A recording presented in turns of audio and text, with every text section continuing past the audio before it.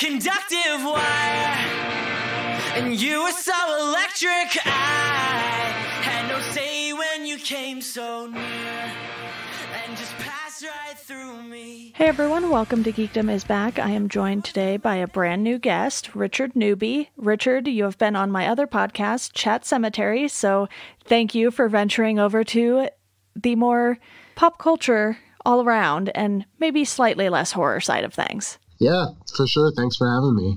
Of course, and today we are talking all about Alan Moore's run on Swamp Thing, which is also known as the Saga of the Swamp Thing.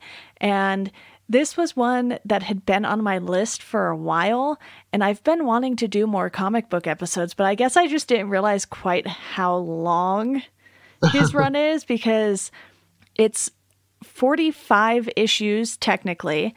I will admit right up front here that I did skip issue 46, I want to say it was, because that is a crossover with Crisis on Infinite Earths, which I have that sitting in my to-read list, in DC Universe as well. Have not read it just yet. So I was like, you know what? Maybe I'm just going to skip this one.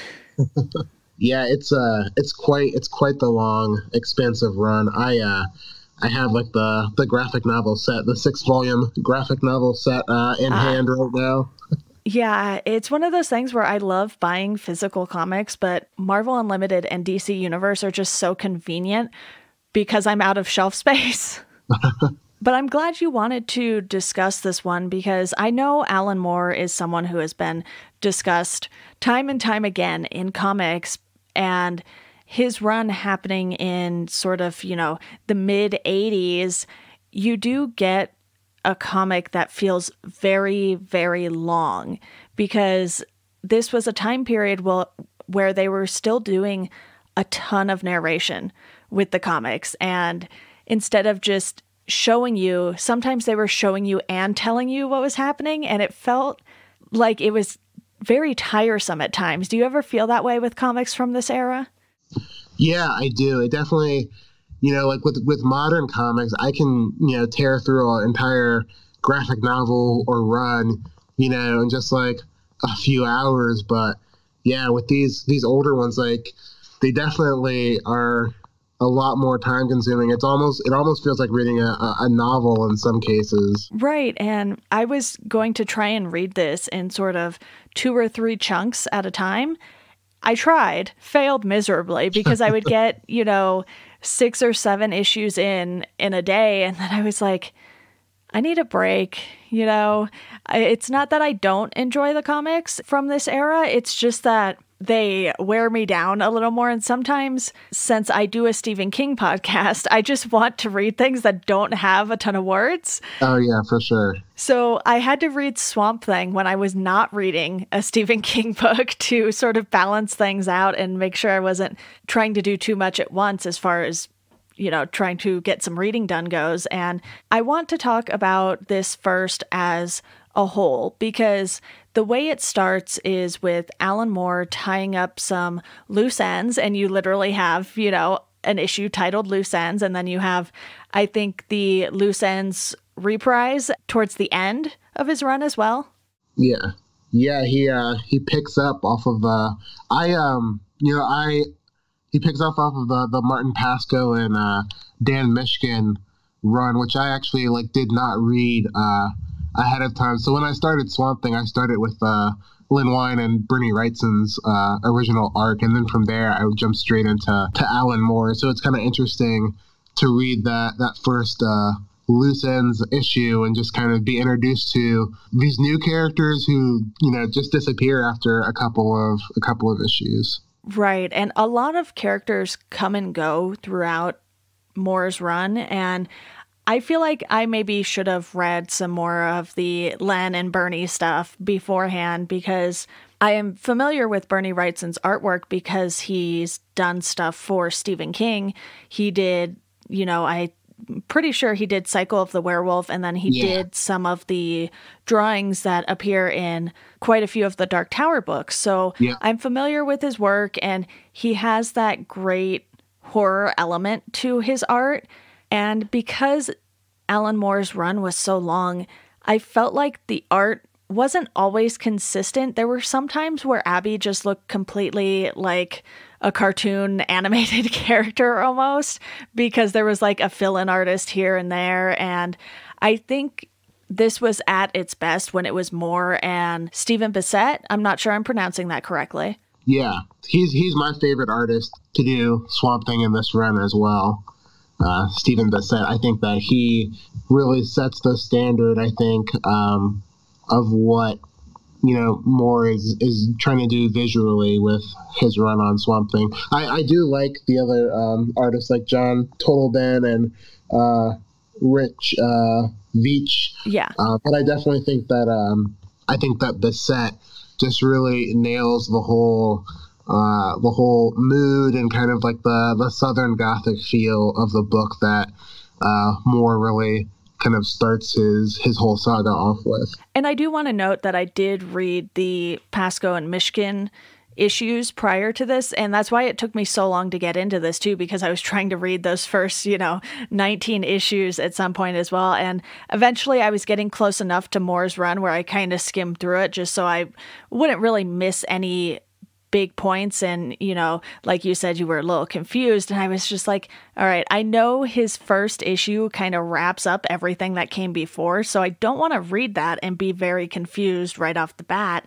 But thankfully, it's that one issue, and then you go straight into Moore's version of Swamp Thing. And this is the version of Swamp Thing that I think the majority of people immediately think of when you're talking about the character, even when DC Universe recently did the Swamp Thing show, which I believe has already aired on the CW now, or is still airing on the CW, something along those lines. And you really understand his impact on this character in particular. And, that's not even counting other things he did like V for Vendetta and Watchmen, which Moore's comics do have their problems, but I don't think that any of those problems should just automatically discount all of the work he's done over the years that has had a positive impact on comics, other creators, DC in particular, Yeah, I mean, like, especially when you look at,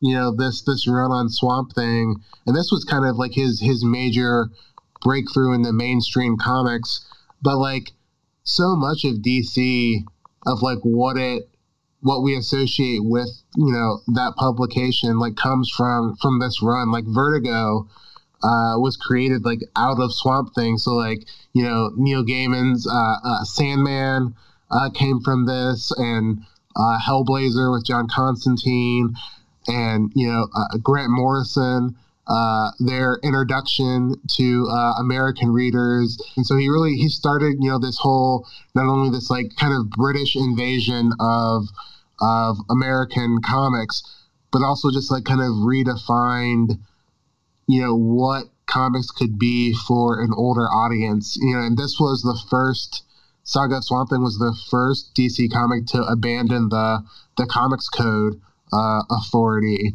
and he really pushed a lot of boundaries in terms of what DC was able to publish. And I think that's something that has really like stuck around through the brand, even into present day, into the 21st century, and what we're seeing presently with Black Label, the kind of darker territory that DC writers are allowed to explore. Like, a lot of that can be attributed to what Moore did here.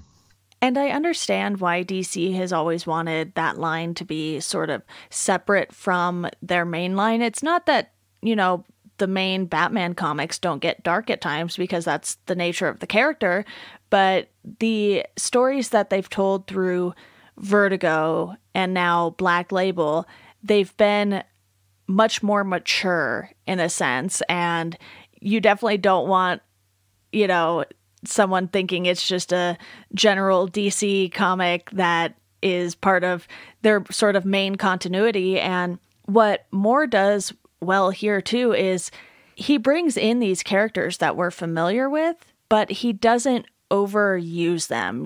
When Batman appears in this comic, it's not like Batman takes over the entire issue or every single sort of scene that we get in those particular issues. Same with Dead Man. You have Jason Blood also as Etrigan.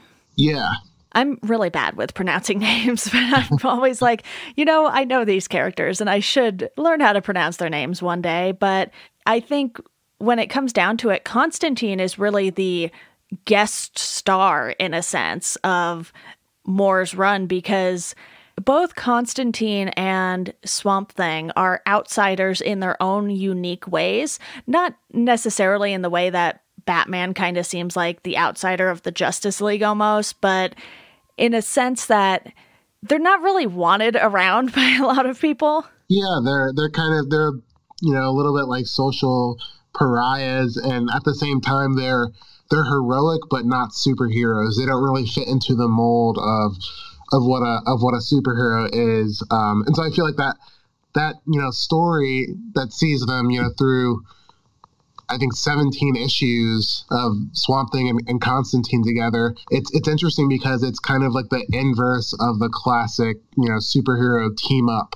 where you have these two guys and neither one of them are really super heroic, and neither one of them are particularly well liked, and they don't even particularly like each other, but they're just kind of like thrust into the situation together. It's kind of this like weird supernatural like buddy cop story in a way. It really is. And as someone who enjoys Constantine as a character, it was a welcome addition to the story that was being told. And it also took Swamp Thing out of his comfort zone quite a bit. And you see Constantine sort of not giving him the whole truth, which is not surprising when it comes to Constantine. He's a character who likes to play things close to the vest and only tell people things when it's absolutely necessary. And he even points out that Swamp Thing is sort of like the child in the car. Are we there yet? Are we there yet? Yeah, for sure. And I think that, there's a reason why Constantine emerged as such a popular character from this, with the Hellblazer series that Vertigo did following his appearances in Swamp Thing. Moore creates such a strong presence with this character and such a sense of history. So even the fact that he's a new character in this, he's so easy to gravitate towards, because I think that he just has such an interesting perspective and lens on the world, and also just lens on the DC universe that I think was very different from what readers were seeing at the time. Well, at times, too, this really feels a lot more like a horror comic than a superhero comic. And I think that's a style that worked well for a lot of the artists who appeared on this run. And you have it starting off, too, with this sort of big story in the Anatomy Lesson, which is issue 21, where the Floronic Man, also known as Jason Woodrue, performs an autopsy on Swamp Thing. And it's they hit you so hard with that, not first issue technically, but it really is the true first issue of Moore's run, in my opinion. And It just sets the tone for the rest of it. And you almost never really know what to expect. There were definitely some ups and downs throughout the 40 plus issues, but I think for the most part, at the time, Alan Moore wasn't as well known as we now know him to be. So this was a big risk. And I love that DC was willing to take that chance, because the comic was about to be canceled. So they were like, all right, just you do your thing. We're going to give you sort of free reign of this comic and see what you can do. And obviously he did enough to get 40 plus issues, which even today, that's something that's still very hard to do. A lot of things reboot or have new writers come in before you even hit 40 issues sometimes. Yeah, for sure. The fact that he was able to stay on it that long and tell a consistent story is pretty significant. And yeah, just going back to this idea of the Anatomy Lesson, just reviving the character. It's really interesting, because if you go back and you look at the Lin Wein and Bernie Wrightson run, so much of it is based on Swamp Thing trying to turn back into Alec Holland. I mean, that is the central like thesis of Swamp Thing. Like, he encounters, you know, various monsters and such along the way, but his sole drive is to become Alec Holland once again. And so with Moore taking that away with the anatomy lesson, it just gave an entirely new purpose to Swamp Thing. And it's like, well, you know, since I don't have this option to become a man anymore, what do I become? And so it's this whole struggle with humanity and also like finding his larger purpose, his godhood, really, in a sense, as he, you know, connects to the green and encounters the Parliament of Trees. So it just really completely reimagined the character in a way that I think that we rarely see with comic book characters. I mean, we definitely see, you know, tweaks, and we see, you know, reboots, and especially with DC and their crises, but you know, it's never been such a significant just rewriting of the origin and the essence of the character as what Moore did here.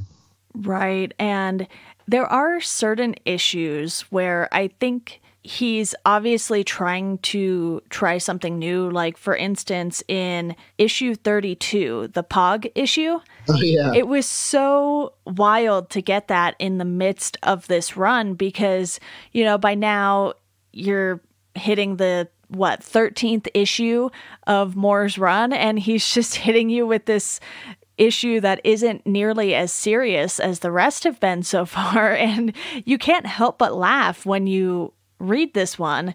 And there are moments, not only in this issue but in other issues as well, where he will have characters speaking in other languages and you just have absolutely no idea what's being said.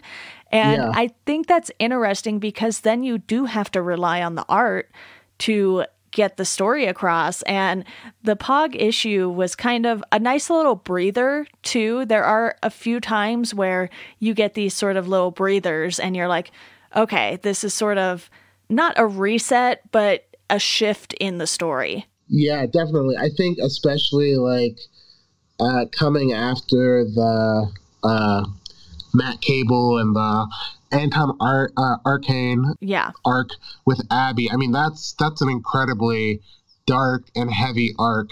Like, it's exhausting. Like, I remember feeling exhausted reading that arc. And so, yeah, to have Pog come after that was definitely a nice little refresher. Did you end up reading the Swamp Thing annual number 2 by chance as well? I did, yeah. Okay. It was very interesting how you could see these influences coming into play with Moore's run, because there's, you know, this sort of Dante's Inferno vibe going on in the annual. And this is where we get more of Deadman, the Phantom Stranger, the Spectre, and Etrigan. And I really feel like when it leans more towards like the horror elements was when this series really was, I don't want to say more interesting, but it was just more in my wheelhouse. Yeah, I feel the same way. Like the horror stuff is definitely my favorite. Like him meeting with the other supernatural heroes, and then the American Gothic saga.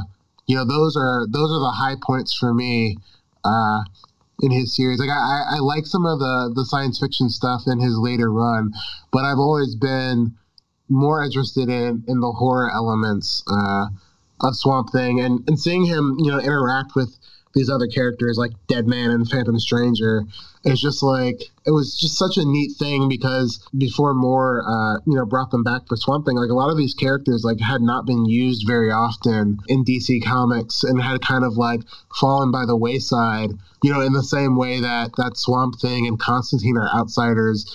These characters that kind of become outsiders in terms of DC's, you know, publication. And I think that seeing them all together just created a really interesting interaction. And I think like we're still seeing the payoff of that, you know, today, like with James Tynion IV's Justice League Dark series. I mean, it's picking up so many of the seeds from the second annual, and his encounter with Zatanna's father, and going to hell. So many of those things are still kind of playing out in comics. So I love going back and seeing all the things that Moore set up with this run. And I mean, with Moore being Moore, of course, he would probably not be pleased that people are following up on his story ideas. But I do feel like that's the nature of comics. So just like, appreciating this run in the context of like some of these modern stories that are playing out in DC Comics is just really interesting. Especially since Moore doesn't really have a say in how DC Comics, uses any ideas, because all of their work is work for hire for the most part. There might be a few things that creators came up with that ended up on Vertigo. For instance, Why the Last Man is very much not rooted in DC Comics lore. Yeah, I think books like that definitely like stand apart, and I do think that some characters like Sandman, will always be. I think that Neil Gaiman like always gets to weigh in on how the character is used. Morpheus and then Daniel, and I think that DC overall has been pretty respectful in terms of that, but Moore really hasn't. He's detached himself from comics, and so there's really nothing that can be done in terms of like getting his guidance or approval, because he's basically like taken himself out of the picture. Right. But I think that, all of these great elements, I definitely think that they deserve to be used. And I'm glad that they're still being used today. Like, I think that that's one of the things that has made this whole Saga of Swamp Thing have such a lasting appeal. Not only on the title after Moore left, but again, just like with the comics happening today, I think that there are so many elements that are introduced within this run that are just so fascinating, and I'm glad that creators are still getting a chance to kind of play with those ideas.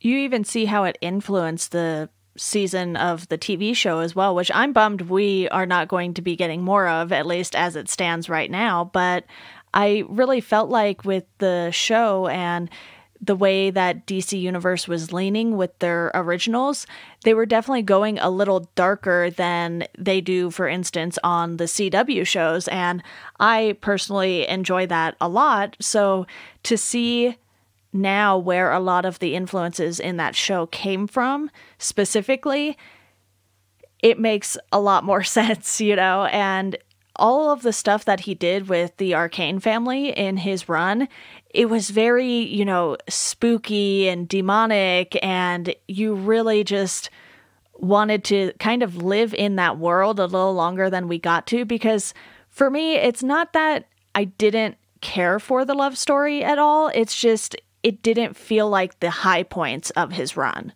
Yeah. And maybe he's just not the guy to write a love story. That's true too. I really like Abby as a character. And I definitely love this history, this family history that she has with her uncle Anton and his kind of like sorcery and demonic nature. And I think, Abby has really evolved in the comics over the years. More recently, she's become like the avatar of the rot of death. And so like she's kind of like come into her own, separate power that kind of like stands against what Swamp Thing, represents, but they also still have this love story. So I definitely think that she's evolved from kind of this like naive, like innocent maiden that she's presented as here. But I very much enjoy the kind of evolution of her character. And I think really like that's the thing that I love so much about comic books in general, is just being able to see these characters evolve over time. And so as someone who I was introduced to Swamp Thing, I think during the brightest day run of that Jeff Johns wrote following the Blackest Night Green Lantern series, and Swamp Thing was resurrected in that. along with Abby. And so that was kind of my comic book introduction to the character. I had seen Wes Craven's movie a long time ago when I was a kid, but just, reading that comic and then being able to go back and read Moore's run and see where these characters began and where they are now. I just think that that's such a cool, interesting thing that only happens in comic books. Right. I also want to specifically ask you about the hallucinogenic issues, basically, because it only pops up a handful of times, I would say, throughout the entire run. And it's not necessarily that I want to talk about any specific issue, but just the fact that you can have these things produced by Swamp Thing that basically come off of his body, and they're called tubers. Yeah. And then it just puts whoever eats them in this hallucinogenic state, and it gets very psychedelic. And because this is the mid-'80s, it feels like this is kind of harkening back to a time period during the 60s or 70s, which would be, when Alan Moore was slightly younger, and you have the character Chester, I believe his name is, too, who is kind of like the drug guy, and he's like the hippie looking guy. Yeah. What did you think of how that all played into the run in general? It's super weird. I remember. Okay, it's not just me. Yeah, the first time reading that, it's just it's such a weird thing. Like I admire its weirdness, and I think it's interesting that Swamp Thing and Abby are able to connect on that level. But it's just like it's one of those things where I cannot wrap my head around how he came to that idea, and I feel like that whole hallucinogenic issue, I feel like that you can clearly see the influence that had on Grant Morrison later with his psychedelic comics. But yeah, it's such a weird element of the mythology. Yeah, I was kind of hoping I wouldn't be the only one who was like, this is kind of weird. And I think it's something that didn't really get touched on in the show. I don't know about the future Swamp Thing comics in particular and how much that really played a part, but the introduction of that in Moore's run, because we don't really see that at any point before his run. It's more along the lines of, this guy comes to Chester and is like, hey, my wife needs help too. And she eats it and then she's feeling fantastic, even though she shouldn't be walking around. And that whole thing, I was like, okay, so is this just to let us understand that it isn't only Abby that these tubers affect this way? Yeah, I think so. If I remember correctly, I don't think that those are used again after Moore's run. I don't remember any of the more contemporary Swamp Thing books using those tubers. Okay. So it's weird, yeah, because it's just kind of this isolated Alan Moore thing that is super weird. And then I feel like other writers were like, wow, this is really weird. I'm probably just not going to touch that. And then you have the guy who kind of loses his mind and thinks he's on fire. So it affects different people in different ways depending on who they are deep down as a person, whether or not they're a good or bad person. And it almost feels like they should have used that to their advantage a little more throughout this run, because I feel like Swamp Thing, even just giving someone a little bit of it would have been able to kind of tell the good people from the bad people a little more easily.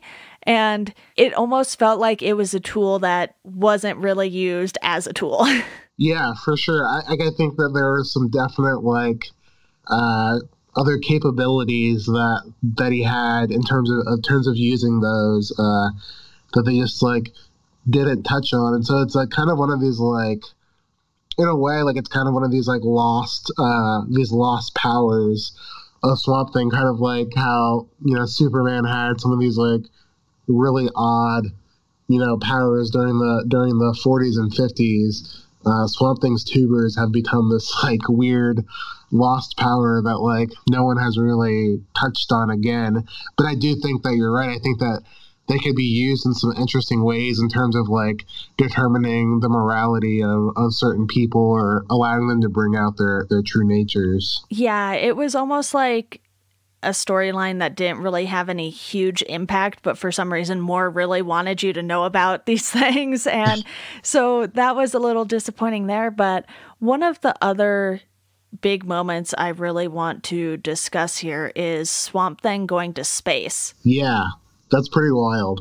Yeah, and I wasn't really sure how I felt about it when it first happened, but then it brings in Adam Strange, who I feel like is a character we don't see pop up in a ton of comics. You have sort of these, I don't really want to call them B-list characters because they are enjoyable in their own right. And you see things like, you know, Mr. Miracle making a comeback with Tom King's run. You have Strange Adventures that's out currently too, right? Yeah. Yeah. He's definitely like a lesser known character. But yeah, I think that it's interesting that more kind of like drifted away from the horror stuff and went into science fiction. And so like in the same way that he kind of like brought back some of the like less popular supernatural characters like Phantom Stranger and Etrigan, he, you know, brings back Adam Strange. And so yeah, it's really interesting like how it's used in this book. And I think that the whole like concept of Swamp Thing going to space, it's kind of like this extension of, you know, who he is as the avatar of the green. Mm-hmm. And I think that, you know, going from, you know, something as, you know, it's central to Louisiana at first, and then it broadens to America, and then it's the world, and then it's the whole universe. I think that is an incredibly interesting concept, and it's very much like kind of in line with Moore's, you know, focus on man, you know, kind of losing touch with humanity and finding their own godhood. In some ways, like it kind of mirrors what he did with Dr. Manhattan in Watchmen. And I think that the science fiction issues, the space issues of Swamp Thing, I'm pretty sure that those came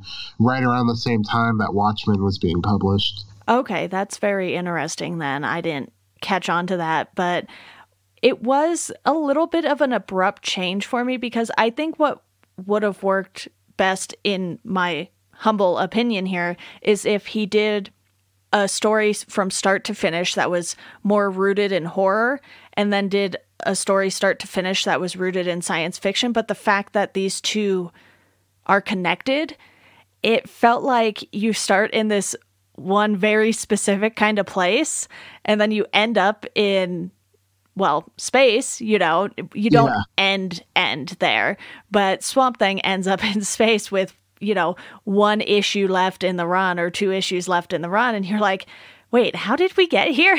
And it's kind of this wild ride that, like I said earlier, has its ups and downs. But I think the science fiction element worked because Swamp Thing has this connection, like you said, with the green, and he wants to just have nature all around him all the time. And you see that in the Gotham issues when Abby goes to Gotham and then she's sort of awaiting her extradition, and Swamp Thing is like, I am going to make your town so green, you are going to let her go. Yeah. And I think that it's really interesting, especially in the My Blue Heaven issue, which is number 56. You know, I think that him creating other life is just like another like really interesting aspect to his character, not only like in terms of him dealing with like his own like loneliness and isolation, but just like in terms of his power set, because I think that really within these science fiction issues, you start to get a sense of just how powerful Swamp Thing is. You know, if he's at the point where he's creating life and he can, you know, form new bodies out of alien plant life. I mean, he essentially has become a god. And so I think that that's kind of like an interesting place that more really takes it near the end. And I would have liked him to stick on a little longer and explore that a little further. Like eventually, Grant Morrison and Mark Miller do in their run. But yeah, I think that Moore lays some really interesting groundwork kind of in these final two few issues before he returns back to Earth. What did you think overall of the final issue? Because for me, I read it and I was like, okay, of course we have to have the Swamp Thing and Abby reunion, and then Chester and Liz go off and do their own thing. And you kind of see that coming together prior to the last issue with Chester and Liz when he stops by and Abby's not home, and you can see that there's going to be something that happens with the two of them. And while that isn't fully fleshed out by the end of Moore's run, you know where that's heading when that issue ends. And it kind of felt like he wanted to tie everything up into a nice little bow. But I'm with you on the fact that I would have loved to see him explore some other aspects a little more. Yeah, he brings it full circle in terms of Swamp Thing returning back to the swamp. But I think that the issue is even called The Return of Good Gumbo. Yeah. And so yeah, it's definitely a full circle issue. It doesn't really plant too many seeds for like the next writer to take over. So I think it's a nice issue in terms of, you know, getting to Swamp Thing's emotional capabilities after this, you know, entire journey of going across, you know, America to hell and back and then to space. I do kind of like appreciate the grounded end, but yeah, I think that there's definitely room for him to explore some more of what Swamp Thing went through. Because I mean, the idea, I guess, is that you want the character to be changed significantly in some way, and I feel like Swamp Thing does change, but the final issue kind of just like puts him back where he started. It doesn't really, you know, position him you know, in a place of great change, even though we've seen the whole emotional arc. It doesn't really, you know, set up for the next writer to kind of go in a vastly different direction. Yeah, I do want to backtrack briefly, if you don't mind, and talk a little more about the Louisiana issues in particular, because that also takes a turn that I wasn't really expecting. You end up on this film set, basically, and there's this house that is sort of taking over people's minds, and there's obviously this big thread of racism in these issues in particular. And, you know, me as a white person, I can't speak to these things as well as someone who has experienced them. Yeah, that issue is probably one of my favorites in his run. I like the idea that, and I think it's interesting for Moore as like a white British writer to kind of tackle American racism from this outside perspective. But I do think it's really interesting how American culture, like, we consume and like make entertainment out of the suffering of Black people. And so I feel like that is kind of like at the root of the issue. And so I think that it plays out in a really interesting way, which is not to say that I think that it could have been handled with more depth by a Black writer, because I do think that Moore is limited just by default of his own nature. But I think that he raises some really interesting points in that issue, and really that whole American Gothic arc, those early issues of it, where he's kind of exploring American horrors through traditional horror archetypes like ghosts and zombies and werewolves and vampires, that to me is kind of like what I really fell in love with in terms of the series of tackling social issues through horror. So yeah, I think that whole plantation house issue is just it's a really interesting thing, and I also appreciate the fact that it doesn't, like, Swamp Thing doesn't like solve racism. It more clearly understands that this is something that's systemic and like bigger than anything that even this creature on the verge of godhood can even contend with. And I think that's kind of the interesting through line through all of those early American Gothic issues is that Swamp Thing will interrupt or disrupt an event that's tied to the horrors of America, but he can't change it on a foundational level because it's entrenched into America too deeply. And so I really appreciate that aspect of it, and I think that Moore really shows that he has a pretty clear understanding of like certain issues that face America from an outsider's perspective. And I think that because he's coming from the UK, that he really doesn't have to have the same guilt for tackling it. You also look back at this time period too within the comic book industry, and there really wasn't a ton of diversity, if any, really, one could argue.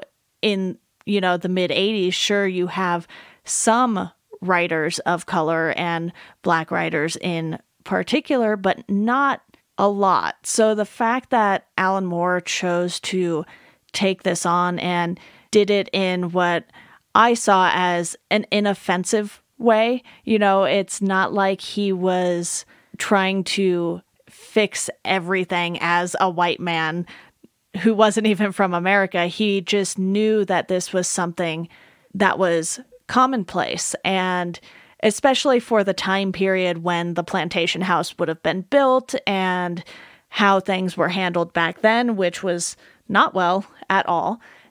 And it almost had this Night of the Living Dead feel to it as well. Yeah, it definitely did. And I think that's interesting too, because it's coming off of the kind of manifestation of our kind of like first American horror movie that's just like really grounded in like societal evils that Romero was exploring with Night of the Living Dead.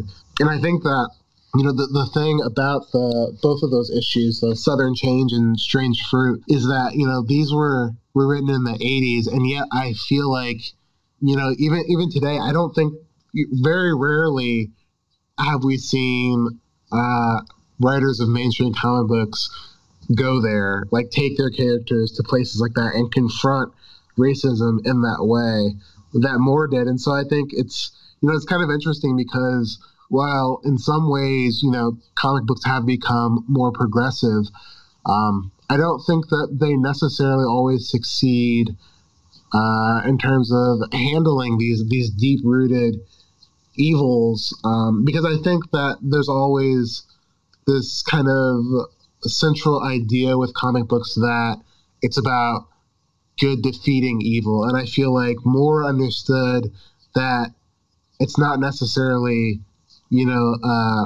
something that can be defeated. It can be confronted and talked about and brought into the open, but it's not an open, closed story. And I definitely think that that's something that contemporary comic book writers can kind of learn from in terms of using these characters to explore present day issues, like even beyond race, in terms of sexism and homophobia. I think that there's a lot of room for writers to tackle these issues with superhero characters, and understanding that it's not just like a 2-issue battle that gets concluded in the end. Right. That is certainly very well put. So thank you for that. I would not have spoken so eloquently about those issues, but they were one of those things that just stands out to you in a run like this, especially for it being a Swamp Thing comic. Yeah, for sure. And I think, it being set in the American South too, allows for that to kind of be tackled. I think that, for me, I always did think that it was strange that there's a lack of Black people in the Saga of Swamp Thing, especially for it being set in Louisiana. It's an all white central cast, and I think Black people show up in the background occasionally. So like even though Moore was definitely aware of these issues and tackled them, I still think that there's still a lack of awareness that came with either in terms of writing or art or just publication about the people that exist in these spaces. And so, being set in the American South and not having, any Black people in a central cast, I think that's one of the central elements of this run that doesn't age particularly well. That's something that has obviously not necessarily been fixed completely with more recent iterations of Swamp Thing, but in the show, it wasn't an all-white cast. A lot of them were still white, yes, but it really let you know that, hey, there aren't just white people in Louisiana. Yeah, and that's one of the things that I really liked about the show. And like Matt Cable is Black in the show, and Madame Xanadu, and so yeah, I thought that those were nice changes. And I really appreciated the show too. I was very devastated when DC Universe canceled it, because I do feel like it, like you said earlier, it takes a lot of the groundwork that Moore laid and really updated it, brought it into the 21st century, and I feel like that was something that was really needed for the character. Yeah, and I know there's so much to unpack with Moore's run that we're probably not going to get to everything, but one issue in particular that I enjoyed the reference from was the issue where they're basically at the Winchester house, but it's under a different family name. Yeah. And I don't recall the issue number. I should have taken notes while I was reading this, but I got so engrossed in it, I just kept going issue after issue for as many as I could handle in one sitting. And as soon as I saw, the image of the house, I was like, oh, someone knows about the Winchester house, which, again, with Alan Moore not being from the United States, he certainly seemed to have a good enough grasp on all of these different kinds of things that could come into play. Yeah, definitely the concerns about gun violence and its prevalence in America. And again, similar to what he did with Southern Change and Strange Fruit, it's not something that, gets wrapped up in the end. It's still out there and exists, but it's just kind of bringing awareness to it. But that's an equally powerful issue that I feel really speaks to the heart of an American problem. And so, yeah, I really like the way that Moore use these characters to tackle American issues. That one was Ghost Dance was the issue title. Okay. That was number 45.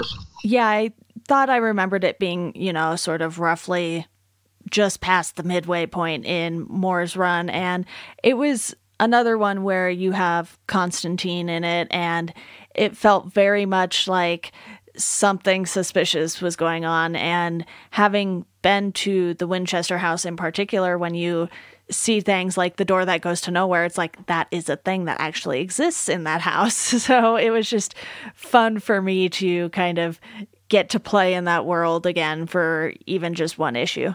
Yeah, and to be honest, I would have loved if Moore had just continued on exploring urban legends in America and just like these kind of strange parts of American history with Swamp Thing.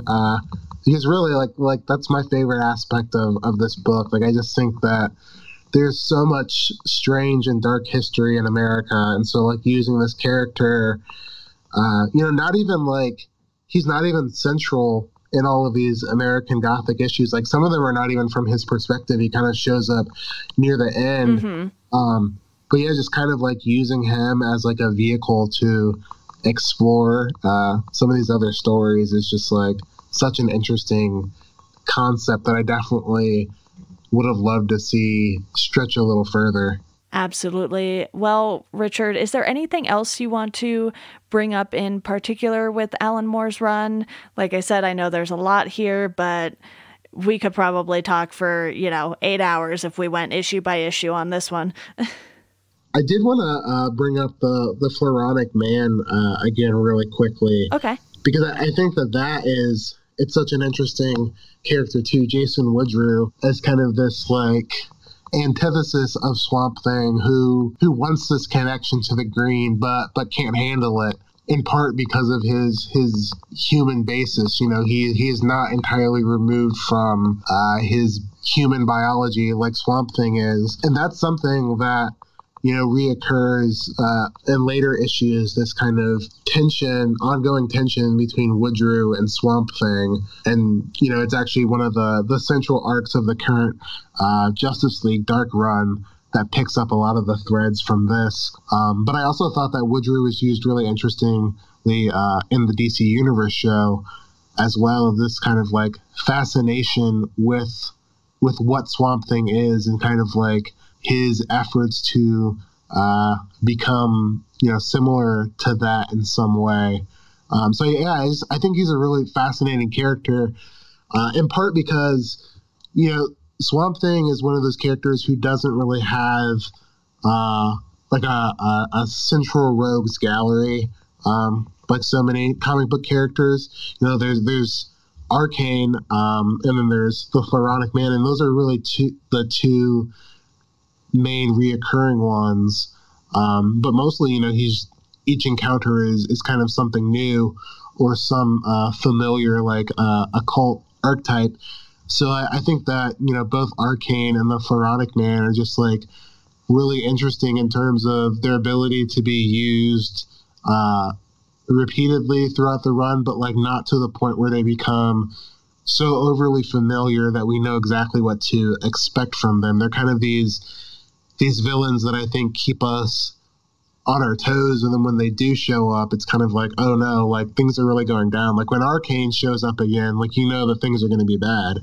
Absolutely. And I love that you bring up the lack of a rogues gallery, because I would say of the DC characters, you have Batman and the Flash who have a ton of rogues, and it makes me wonder now, what would happen if we had like a Swamp Thing and Poison Ivy crossover kind of thing going on, and because Poison Ivy is seen as a villain, I feel like she wouldn't necessarily be sort of this archenemy to Swamp Thing. Instead, I think he would be the most likely of all of the quote unquote heroes to understand a character like Poison Ivy, because he understands the importance of nature, plants, and all of these things.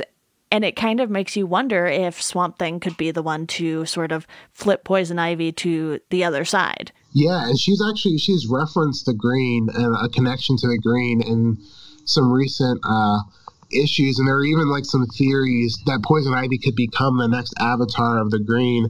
So I really hope that that's something that DC Comics continues to play with, because I think that there's like a lot of elements left to explore with Swamp Thing. Like he doesn't have an ongoing book currently, but he plays a lead role in the Justice League Dark book that I talked about.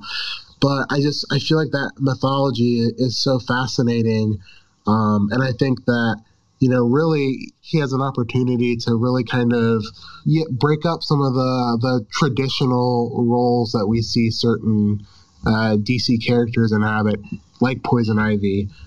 So yeah, I really hope for one that he gets an ongoing series again soon.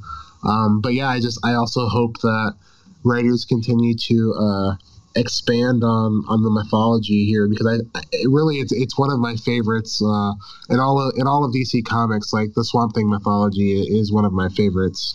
I really want to dive into the character more now, because I don't want to say that the show was the first time I had watched or read anything to do with the character, but it was sort of a deeper dive than I had done on anything Swamp Thing related until reading these issues. And I know Scott Snyder has a run, and there are a bunch of creators who I really enjoy who have had runs on Swamp Thing, but this is sort of the one where you're like, okay, this is where we get a lot of these connections, whether it's Swamp Thing and Constantine, or even Batman sort of showing this respect for Swamp Thing. And I really did enjoy this overall, because it's not that it was so different when the highs were high and the lows were low. It's like, it was good the entire time. I just had personal preferences. For sure. Yeah, I feel the same way. Like, the entire run is just so great, but there are definitely things that I gravitated towards more. And just like being such a horror fan, like, I definitely appreciated the horror stuff the most. But yeah, it's such a cool run. And like, there's so many other like cool runs that followed. Like, Grant Morrison and Mark Miller did some interesting things, and Brian K. Vaughan did a run on Swamp Thing's daughter, Tefe, who becomes the new Avatar of the Green. And then the New 52, Scott Snyder and Jeff Lemire's run is absolutely fantastic. I think it's the best following Moore's. So yeah, there's definitely like a lot of cool Swamp Thing stuff that followed what Moore did, and takes what he did and follows through with it. Absolutely. Well, Richard, thank you so much for joining me to discuss this one. It was a fantastic discussion, and I'm glad you suggested that I finally get it together and read this one. I'm sure you will be back on for future episodes. Is there anything you want to plug real quick before we wrap up here? I'll just say that you can find me on Twitter. I'm at Richard L. Newby. Always happy to talk about comics, movies, all this cool pop culture stuff. And yeah, I'd love to come back on in the future. I'm always reading some big comic book run, so there's definitely a lot of options for stuff that we could talk about in the future. Perfect. All right, everyone, that does it for this episode of Welcome to Geekdom. If you want to support the podcast, you can do so through our Patreon. You can sign up for $1 a month. That'll get you a thank you on the show. $2 a month, you get to pick a topic that myself and a guest will discuss on the show. For $5 a month, you can join the Welcome to Geekdom Slack group, where you can talk to myself and various guests who have been on the show. If you want to follow us on socials, you can do so at GeekdomPod on Twitter and at Welcome to Geekdom on Instagram and Facebook. And as always, thank you for listening, and we hope you enjoy the rest of your day.